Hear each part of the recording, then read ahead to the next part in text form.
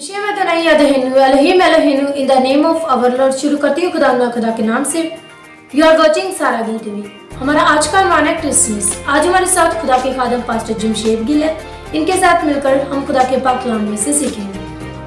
How are you pastor Jamshed? I am good by the grace of God. Welcome to Sara Gill TV. It's my pleasure to be here to share the word of God. Christmas बहुत खूबसूरत लफ्ज़ है। आप हमें ये बताएं what is Christmas? Praise the Lord. आइए हम खुदावंद के पाक कलाम में से एक आयत की तिलावत करते हैं। जी जरूर।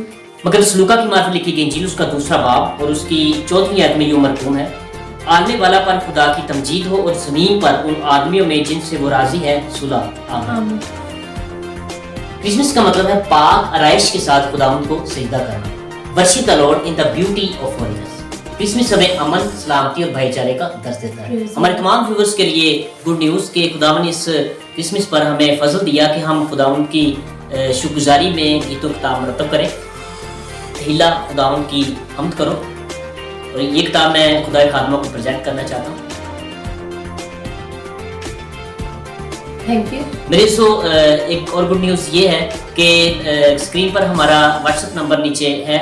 आप उस पर अपना मुकम्मल नाम, मुकम्मल एड्रेस और चर्च का नाम लिख के हमें सेंड करें। हमारे लिए बड़ा बायसे बरकत होगा कि हम इस किताब को आप तक पहुँचाएं। शुक्रिया।